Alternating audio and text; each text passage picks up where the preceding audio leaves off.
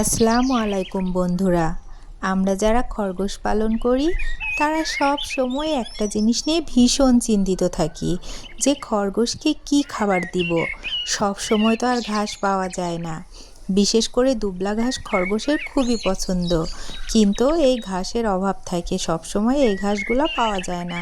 তো আজকে আমি আপনাদেরকে এমন কিছু ঘাস দেখাবো যেগুলো খরগোশ খুবই পছন্দ করে আর ওদের স্বাস্থ্যের জন্যও খুবই ভালো। তো চলুন শুরু করা যাক। আর আপনাদের সুবিধার্থে সবগুলোর ছবি আমি দিয়ে দিয়েছি ভিডিওর শেষে, আপনারা দেখে বুঝে নিতে পারবেন। তো এটা হলো শান্তির শাক, এটা হলো তেলাকুচু শাক। তেলাকুচুর শাক কিন্তু মানুষেও খায়, এটা অনেক উপকার। আর তেলাকুচুর শাক খরগোশ খুবই পছন্দ করে। কি সুন্দর করে খাচ্ছে দেখুন। লাকি আসলে 3টা বাচ্চা দিয়েছে আর ও প্রেগনেন্ট হয়ে গেছে আবারও, এই জন্য ও সারাদিনে প্রচুর খাবার খায়। আর আমার পক্ষে তো অনেক খাবার, অনেক ঘাস একসঙ্গে জোগাড় করা সম্ভব না, এজন্য আমি এগুলোই খাওয়াই ওদেরকে।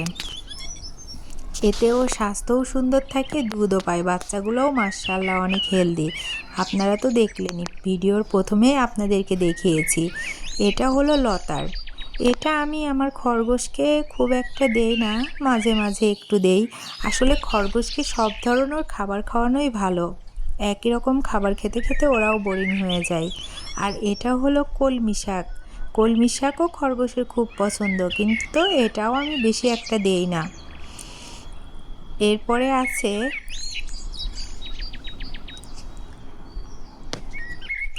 এই গাছটারও আমি নাম জানি না।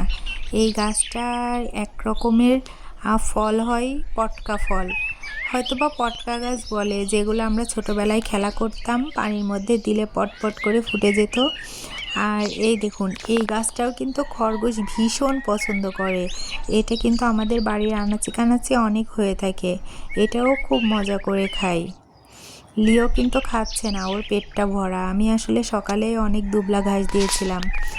আর লাকি তো সারাদিন খেতেই থাকে, কারণ ও এখন প্রেগনেন্ট আর ওর 3টা বাচ্চাও আছে, এই জন্য ও খাচ্ছে। আর লিও শুধু তাকিয়ে তাকিয়ে দেখছে কি খাওয়া খায় রে বাবা। আর এই যে দেখুন, এইটা হলো একটা গাছ, যে গাছে ছোট ছোট বেগুন ধরে। আমরা ছোটোবেলায় এই বেগুনগুলা দিয়ে খেলতাম, তাই না? এইটাও ওরা অনেক ভালো খায়, এটা ডাটা পর্যন্তও খেয়ে ফেলে।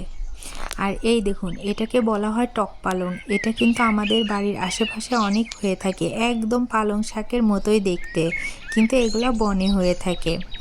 আর খরগোশের সব থেকে প্রিয় খাবার হলো দুবলা ঘাস। এটা পেলে তো আর কোনো কথাই নেই, তাজা হোক কিংবা শুকনা, যেরকমই দেওয়া যায় না কেন অনেক মজা করে খায়। তারপরে এই যে এই ঘাসটাও অনেক সুন্দর খায়, এই ঘাসটার আমি নাম জানি না। এই ঘাসটা সবাই চাষ করে, এটা চাষ করা হয়। এই যে লিও পালিয়েছে। আর এদিকে সবগুলো ঘাসের ছবি আপনাদের বোঝার সুবিধার্থে আমি দিয়ে দিলাম, আপনারা দেখে চিনে নিতে পারবেন। আপনাদের বাড়ির আশেপাশে এগুলো কিন্তু অনেক বেশি হয়ে থাকে, আর এগুলো যদি আপনারা খাওয়ান তাহলে আর খরগোশের খাওয়া দাওয়া নিয়ে কোনো চিন্তাই থাকবে না। যেমন এই পটকা গাছটা, এটা কিন্তু বৃষ্টির সময়েও খুব বেশি হয়। তারপরে এটাও বৃষ্টির সময়ে পাওয়া যায়, বৃষ্টির সময়ে আসলে ঘাসের বেশি সংকট হয়। আমি এজন্য খরগোশের বানিয়ে রেখেছি, আর বাড়ির আশেপাশে থেকে যে দুবলা ঘাস আছে ওগুলো সংগ্রহ করে বানিয়ে রেখেছি, আর এগুলোই খাওয়াচ্ছি। আর যখন কোনো ঘাস থাকবে না তখন এগুলোকে খাওয়াবো।